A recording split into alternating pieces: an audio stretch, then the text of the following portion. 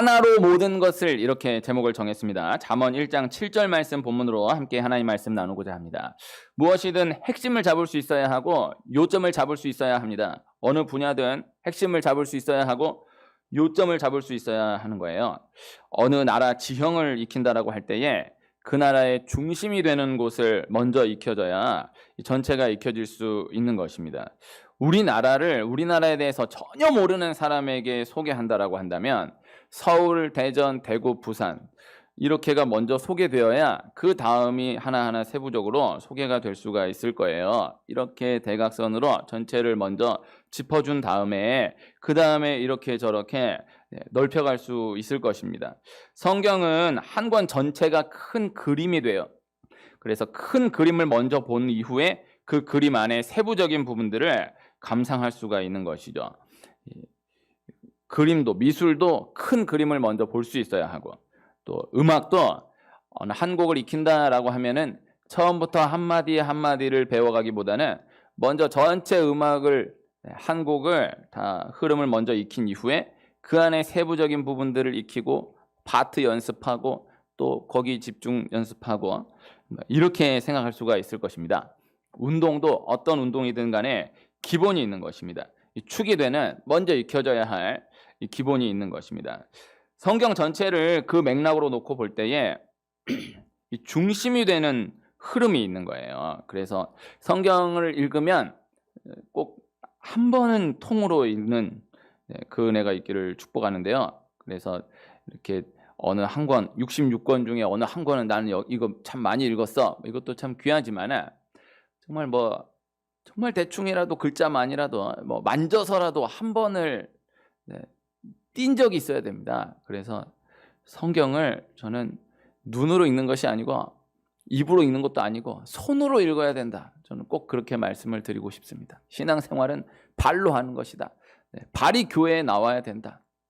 이렇게 꼭 말씀드리고 성경은 손으로 읽어야 된다. 손이 첫 장부터 마지막까지가 다 손이 만져져야 이렇게 해서 익혀져야 된다. 그래서 어쨌든 대충이라도 한 번을 띄어야 전체 큰 그림이 들어오는 거예요. 성경 그렇게 읽어야 되거든요. 전체를 볼 수 있어야 되거든요. 성경이 퍼즐과 같은데 한 1000조각, 2000조각 이런 퍼즐이다라고 보면은 그 조각 가운데 하나 띄어가지고 아무리 세밀히 연구해봐야 그걸 어떻게 알겠어요? 그냥 까만 밤하늘에 아름다운 이런 풍경 딱 이렇게 했다 보면 그 밤하늘에 한 조각 딱 띄면은 그거 하나 놓고 평생을 연구해봐야 이게 어느 조각인지를 알 수 없으면은 전혀 알 수가 없는 거죠.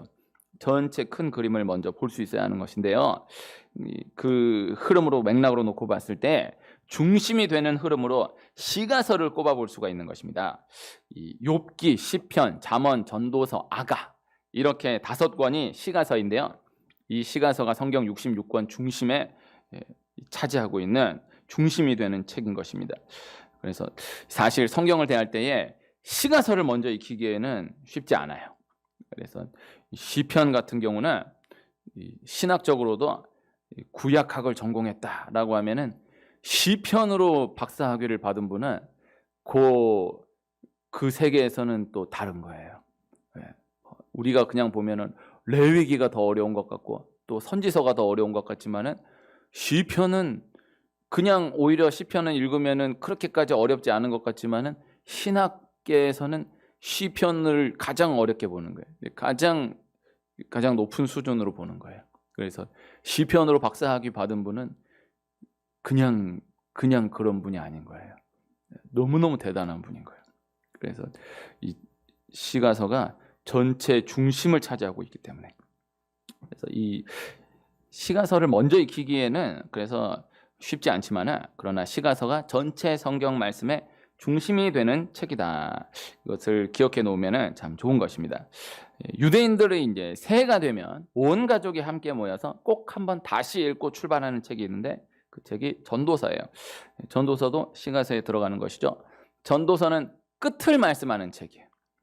끝을 말씀하는 책인데 유대인들은 한 해의 시작 1월 첫날 시작일 때 이 전도서를 온 가족이 함께 모여서 다시 읽고 출발하는 거예요. 그래서 원리가 끝을 보고 끝을 알아야 끝을 보고 출발해야 과정이 흔들리지 않는다라는 거예요. 이 원리예요. 그래서 올 한 해 계획을 세운다라고 한다면은 2022년 12월 31일을 먼저 기억해두고, 먼저 그려두고, 그리고 하루하루를 출발해서 나아가는 것이죠. 끝을 알아야 됩니다. 끝을 기억하고 출발해 갈 수 있어야 하는 것입니다. 그래야 과정이 흔들리지 않는 거예요. 시편과 잠언 말씀을 소개해 드린다라고 한다면 하나님과의 관계를 말씀하는 책이 시편인데, 그리고 하나님과의 관계가 전제된 가운데에서 사람과의 관계를 말씀하는 책이 잠언이에요. 혹 기독교에 관심이 없는 사람들, 또 혹 기독교를 싫어하는 사람에게라도 하나님에 대해서, 예수님에 대해서, 교회에 대해서 비뚤어져 있는 사람이라 할지라도 자신 있게 권할 수 있는 책이 이 잠언입니다. 불신자들에게 부드럽게 다가갈 수 있는 책이 잠언이에요. 여러 번 소개해드렸지만 잠언이 31장으로 되어 있거든요. 참 그것이 하나님의 섭리인 거예요. 잠언이 31장으로 되어 있다는 것이 어떤 신학적인 의미를 가진다라고 보기는 어렵지만 잠언 31장으로 되어 있어서 딱 한 달에 맞는 거예요. 그래서 그 날짜에 그 잠언 읽으면 참 좋아요. 성경을 꼭 처음부터 끝까지 이렇게 읽어가는, 그래서 내 진도가 있는 은혜가 있기를 축복합니다. 그래서 10년에 한 번을 읽어도 누군가 갑자기 요사이 성경 어디 읽으시나요? 라고 묻는다고 하면 저는 지금 성경을 어디를 읽고 있습니다. 내 진도가 있어야 되거든요. 그래서 저는 지금 여기 읽고 있습니다. 내 진도가 있어야 돼요. 그래서 성경을 진도가 느려도 나는 지금 여기 읽고 있다. 언제 어느 때 생각해도 내 진도가 있는 사람이 돼야 되는데 이게 또 쉽지 않잖아요. 그러면은 이제 성경을 제가 꼭 이것만큼은 정말 추천하고 싶지 않습니다 하는 성경 읽는 방법은, 성경을 생전 안 읽다가 어디 읽어야 되겠다 해서 어디 그냥 아무데나 딱 잡히는 대로 딱 펴가지고 딱 읽는 거예요. 이게 내 말씀이구나. 그래서 우리 교회는 송구영신 예배 때 말씀 뽑기 이런 거 많이 하는데, 그 하는 교회가 나쁘다라는 건 아니지만 우리 교회는 그렇게 나가고 싶지 않아요. 요새 말씀 뽑기에 앱인가 있거든요. 별로 저는 추천하고 싶지 않습니다. 그런 신앙생활을 추천하고 싶지 않습니다. 말씀 뽑기 앱 해가지고 띡 클릭하면 뚜루룩 해서 띵 해서 당신에게 주어진 올해의 말씀은 이것이, 그런 식으로 무당처럼 그렇게 예수님 믿으면 안 돼. 그래서 성경을 아무데나 딱 펴가지고 이것이 나에게 주신 말씀이, 이것을 해야 되냐 말아야 되냐 고민하는데 딱 펴는데, 가서 너도 이와 같이 하라. 나 시작해야 되겠구나. 이런 식으로, 그런 식으로 성경을 읽으면 안 돼. 진짜 이거는 꼭 아니다라고, 성경 어떤 식으로 읽든지 뭐 그것까지 제가 세세하게 다 말할 건 아니지만 그거는 정말 꼭 말리고 싶습니다. 그런데 잠언에 대해서는 그렇게 소개해 드릴 수 있어요. 성경 안 읽다가 그럴 수 있잖아요. 성경 정말 안 읽는 사람이라도 1년에 한두 번 정도는 성경 읽고 싶다, 이런 적 있지 않습니까? 네, 그런 경우에는 어디서부터 어떻게 읽어야 될지 모를 때 오늘은 1월 9일이구나. 그럼 잠언 9장 읽어야 되겠구나 해서 9장 읽는 거예요. 그리고 내일 10장 읽으면 좋지만은 또 9장 한 번 읽으면 또 어쩌다 성경 한 장 읽으면 또 어마어마하게 읽은 걸로 생각하고 한 또 몇 달 쉬잖아요. 그럼 또 몇 달 쉬다가 갑자기 또 성경 읽고 싶다. 그러면은 그날이 뭐 21일이다. 그러면은 21장 한 장 읽는 거예요. 그 절대 나쁘지 않다라고 소개해 드리고 싶습니다. 이 잠언을 그렇게 매일 이걸 한 번을 욕심을 낸다라고 하면요, 매일 한 장씩 읽는 거예요. 매일 한 장씩 읽으면은 1년이면은 잠언 12번 읽어요. 이거 얼마 안 걸립니다. 이걸 꾸준히 한다라고 하면요. 네? 화장실에 있을 때 한 장씩이라도 읽는다고 하면은 그 몇 분 안 걸려요. 그렇게 해서 만약에 매일 한 장씩 읽는다 해도 잠언 1년에 12번 읽었다. 그렇게 해서 몇 년 쌓여갔다. 정말 큽니다. 이건 자신 있게 소개해 드릴 수 있어요.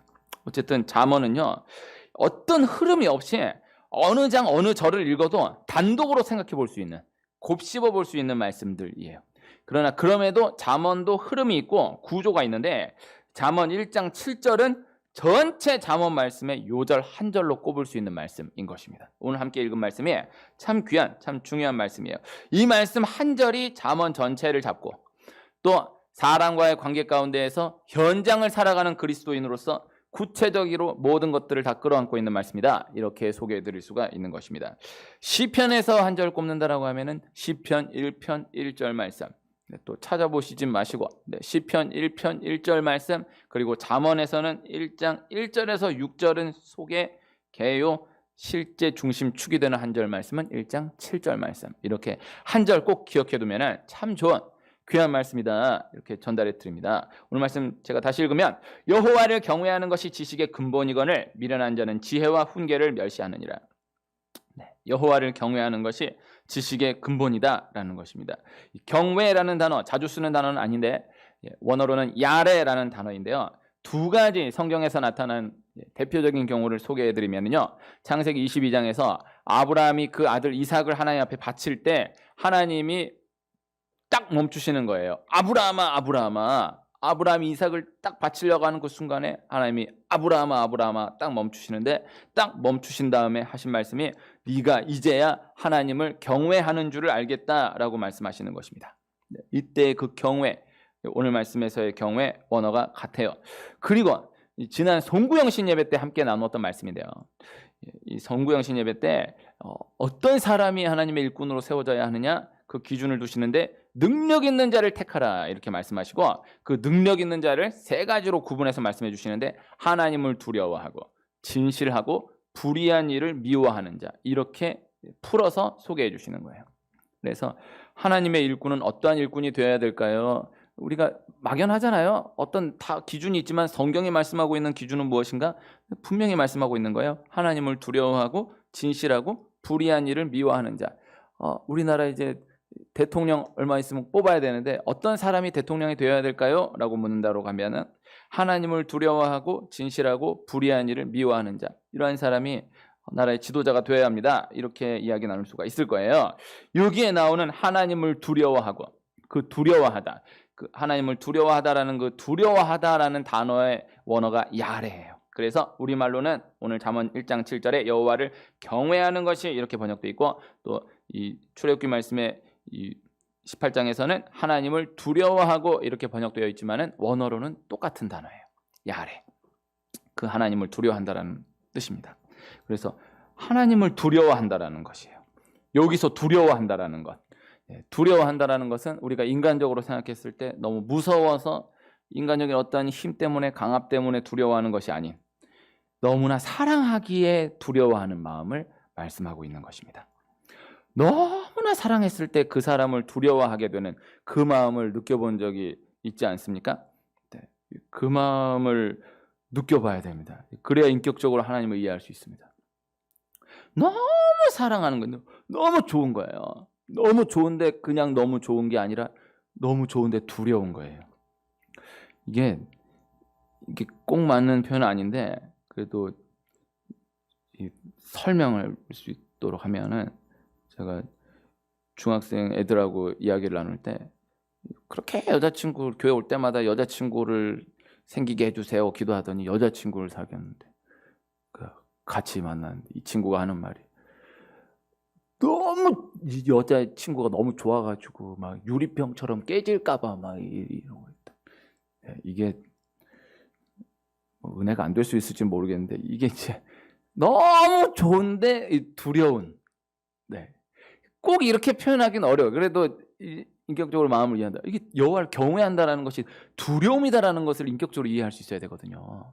우리가 하나님 너무 좋은 거예요. 너무 좋은데 그냥 너무 그냥 마냥 좋고 막 이런 게 아니, 두려움이 있는 거예요. 이 하나님을 경외한다라는 거예요.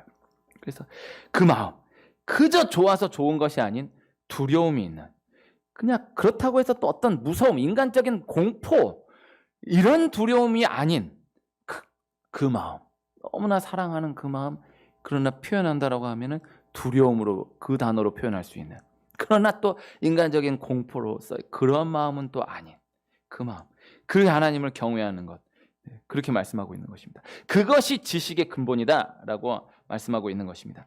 지식이라 표현했지만은 요 단어도 원어로 다하트라는 단어, 모든 통찰력, 모든 인식, 모든 지혜를 다 포함하고 있는 단어. 그래서 여호와를 경외하는 것이 모든 지식의 근본이다라는 것입니다.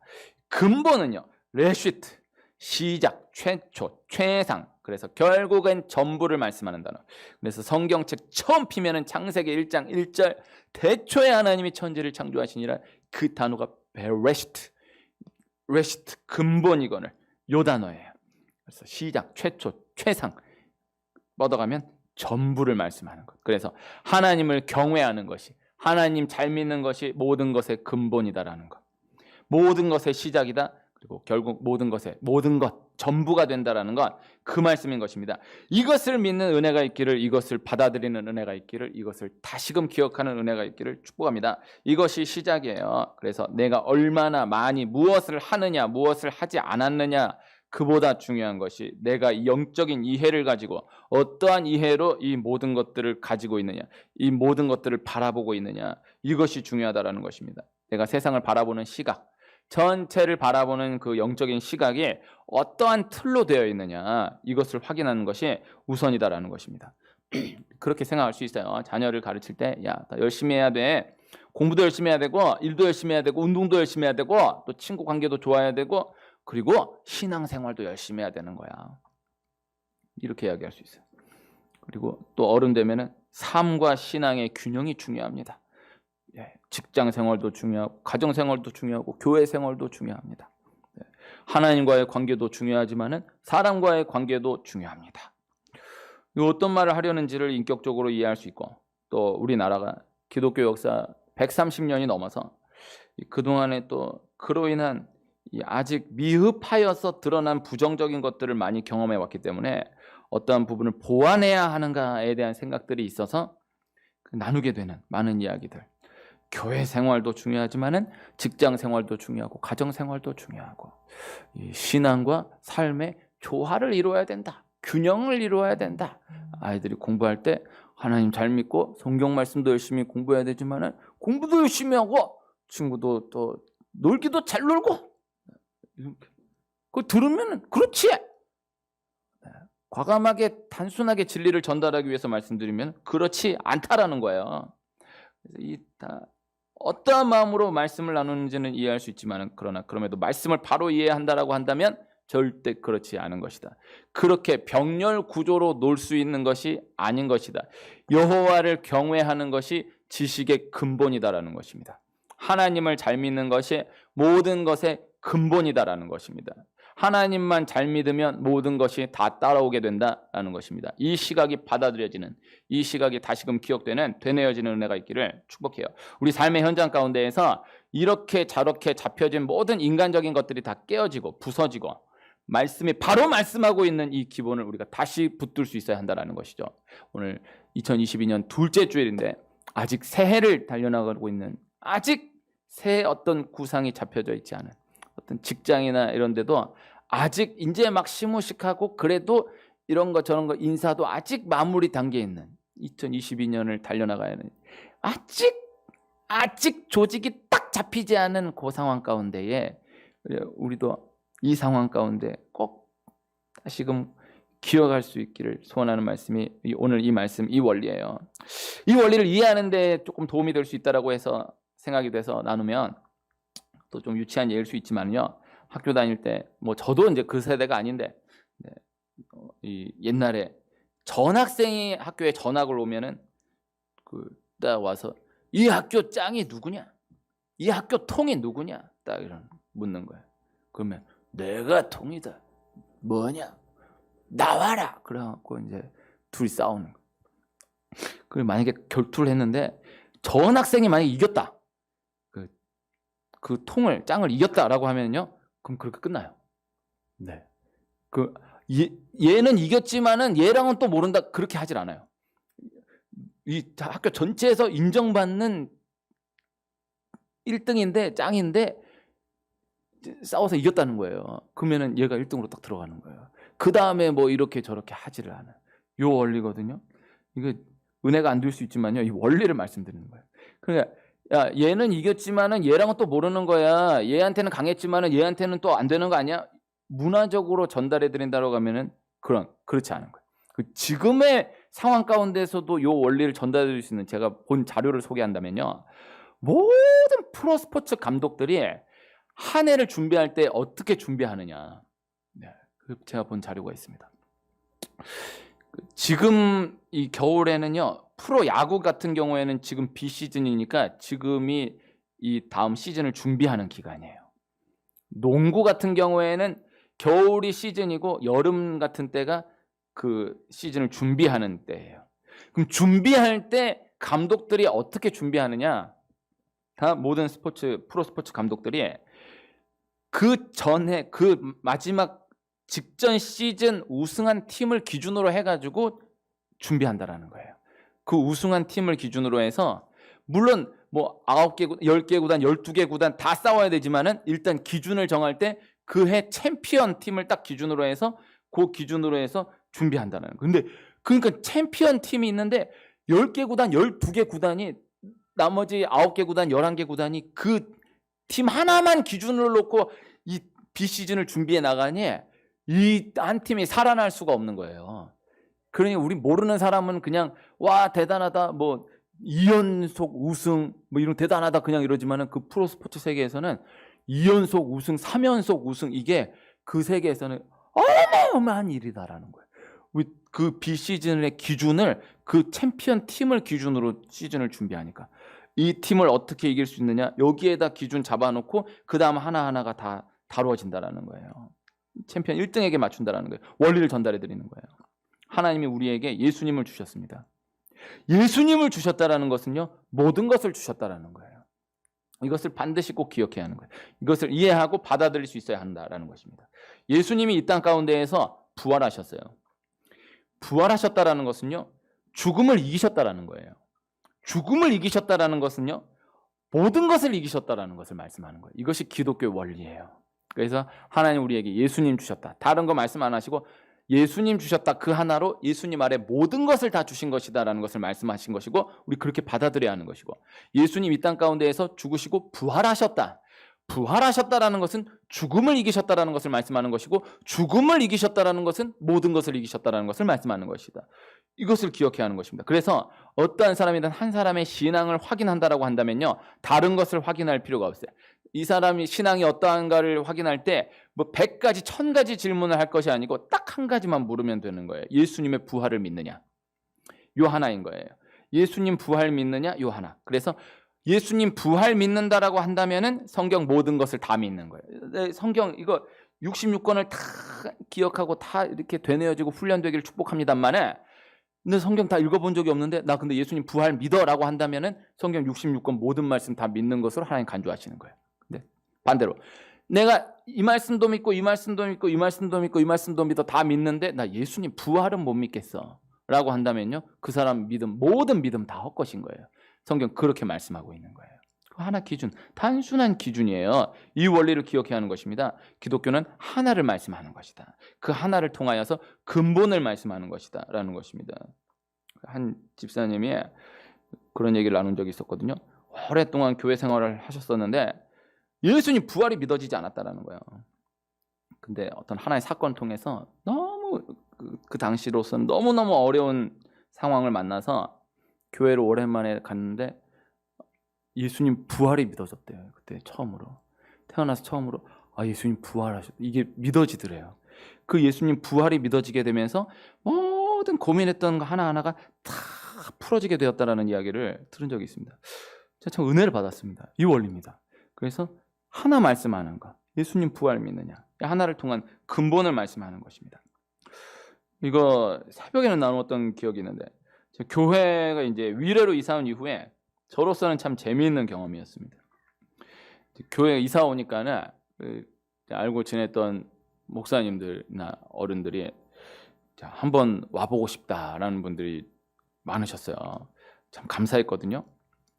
근데 이제 좀 연세 있으신 어른들은 이제 설명하고 그래도 주소를 드리면은 내비를 찍고 오지만은 그래도 대충 어딘지를 좀 알았으면 좋겠다. 어디냐 좀 설명할 수 있겠냐 하니까 제가 어디입니다 이렇게 말씀드리다가 여기가 위례에 오면은 위례 스타필드가 있습니다. 위례 스타필드 바로 건너편에 저희 교회가 있습니다.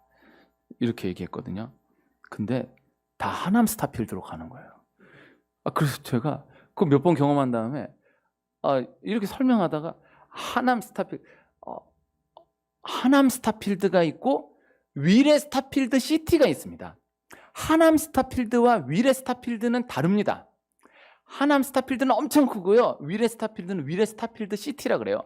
위례 스타필드도 행정구역으로는 하남에 들어가기는 한데 그래도 하남 스타필드하고는 정말 다릅니다. 이렇게 해서 얘기해 줬거든요. 와, 그런데도 하남 스타필드로 가는 거예요. 가다가 여기 아닌 것 같은데 전화 오는 거예요.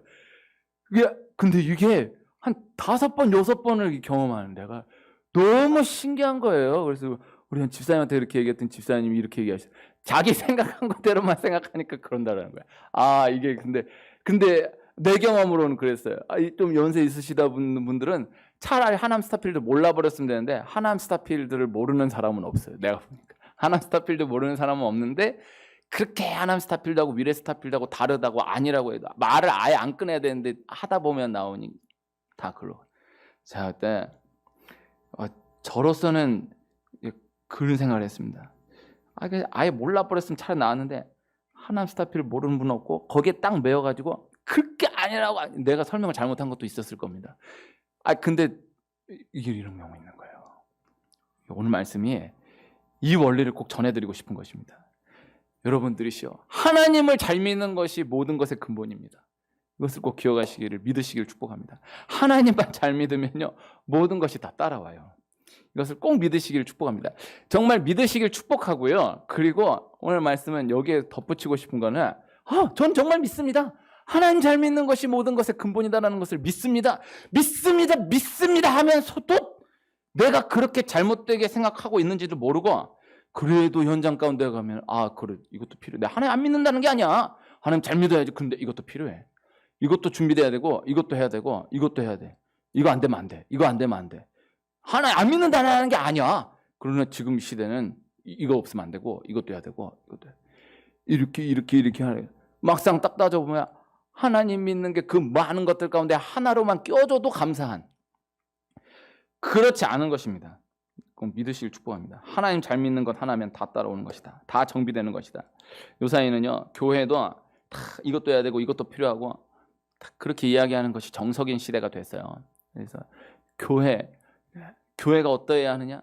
이것도 해야 된다. 요사이 교회는 이것도 필요하다. 이런 것도 다뤄줘야 된다. 이것도 반드시 준비해야 된다. 이게 일리가 있습니다. 그 귀를 닫으면 안 돼요. 귀를 열어야 돼요. 기울여야 하고 생각해야 하는데 그러나 말씀만 전달한다고 하면은 그렇지 않아요. 교회도 자꾸 그러한 방향으로 나아가면요 말씀을 믿지 않는 거예요. 잘 믿으면 돼요. 여호와를 경외하는 것이 지식의 근본이에요. 요 하나를 반드시 기억해야 한다. 그래서 하나님 꼭 붙들면 말씀만 꼭 붙들면 반드시 일어난다. 새벽에 요한계시록 말씀을 나누었을 때 나누었던 신기한 것은 모든 좋은 것들 하나님께 속한 것들은요 다 하늘로부터 내려와요. 그런데 모든 나쁜 것들 사탄에 속한 것들은 다 땅에서부터 기어 올라오는 거예요. 천사, 하늘 권세가 하늘로부터 오는 거예요. 마귀, 짐승이 땅에서부터 기어 올라오는 거예요. 영적인 원리입니다. 하나님이 높여주셔야 됩니다. 하나님이 되게 하셔야 됩니다. 사람이 높아지려고 한다면요 하나님 위에서 높여주셔야 되는 거예요. 위에서 끌어올려줘야 되는 거예요. 하나님이 끌어올려 주셔야 되고 하나님이 높여주셔야 된다. 사람이 밑에서 아무리 밀어 올린다고 사람이 밑에서 기어 올라와가지고 아무리 떠받든다고 해서 그 사람이 되는 게 아닌 거예요. 하나님 높여주셔야 된다. 얼마 전에 제가 모셨던 목사님이 그렇게 말씀하시더라고요. 코로나가 언제 끝나느냐? 과학자들이 손들 때 끝난다라는 거예요. 제가 참 은혜를 받았어요. 과학자들 손들 때 끝난다. 안 된다. 딱 손들 때 하나님 반드시 그때 은혜 주신다. 그래서 여호와를 경외하는 것이 지식의 근본이다. 그래서 개인으로나 가정으로나 나라와 민족으로나 다 여호와 경외하는 것이 모든 것의 근본이다. 시작이다. 딱 하나만 붙잡으면 반드시 다 따라온다. 오늘 여호와를 경외하는 것이 지식의 근본이거늘 미련한 자는 지혜와 훈계를 멸시하느니라 이렇게 돼 있잖아요. 지혜와 훈계, 지혜 호크마, 훈계 무사르라는 단어인데 잠언이 중요한 것은요. 잠언이 구약이고 또 이야기가 아닌 묵시 말씀이기 때문에 구약인 당연히 예수라는 단어가 없어요. 예수라는 단어도 없고 또 어떤 예수님을 예표하는 어떤 이야기도 없어요. 그런데 이 잠언서만큼 예수님을 가장 깊이 뚜렷하게 증거하고 있는 책이 없는 거예요. 잠언서에 지혜로 표현된 모든 단어는 다 예수님을 말씀하는 것입니다. 그래서 혹시 기회가 있다면 잠언서를 읽을 때 지혜라는 단어나 훈계라는 단어나 명철이라는 단어나 나오면은 단어가 나올 때마다 예수님으로 바꾸어서 읽어보면은 그 개인에게 주시는 은혜가 있어요. 그래서 지혜가 나올 때마다 잠언서는 뭐 한 절이 멀다 하고 지혜 명찰이 나오거든요. 단어가 나올 때마다 예수님, 예수님, 예수님으로 읽으면 그때 주시는 은혜가 있거든요. 성령께서 주시는 은혜가 있어요. 다 예수님 말씀하는 거예요. 그래서 이 예수님으로 바꾸어서 읽는 것, 그것이 분명한 말씀이다. 이것이 성경 잠언을 바로 이해하는 것이다. 이렇게 전달해 드릴 수가 있습니다. 오늘 말씀은요, 먼저 표현된 말씀에 중심축이 있어요. 그래서 여호와를 경외하는 것이 지식의 근본이거늘 미련한 자는 지혜와 훈계를 멸시하느니라. 이 말씀을 다시 번역해서 말씀 나눈다라고 한다면 미련한 자는 지혜와 훈계를 멸시한다. 그러나 여호와를 경외하는 것이 지식의 근본이다. 이렇게 말씀하고 있는 것입니다. 세상은 영적인 것을 무시하지만 영적인 것을 우습게 알지만 그러나 하나님 잘 믿는 것 그 하나가 모든 것의 근본이다. 하나님 잘 믿는 것 그 하나가 모든 것을 다 잡는다. 그래서 개인으로나 가정으로나 나라 민족으로나 그래서 하나님 잘 믿는 것 그 하나가 모든 것을 다 잡는다. 지난주에 십계명 말씀 나누면서 십계명 가운데 실제적인 제일 되는 계명은 안식일을 거룩히 지키라 라는 말씀이다라는 말씀 나눴거든요. 안식일 거룩히 지켜라. 사람과의 계명 가운데에서 가장 중요한 계명은 내 부모를 공경하라인데, 그런데 안식일을 거룩히 지켜라가 이 내 부모를 공경하라 말씀을 잡고 있는 거예요. 하나님 정말 잘 믿는 사람, 하나님 경외하는 사람이 그 자녀에게 효도받기를 원한다라고 한다면 그 자녀에게 무엇을 가르치겠어요? 안식일 거룩하게 지켜라. 유대인은 그렇게 이어온 역사예요.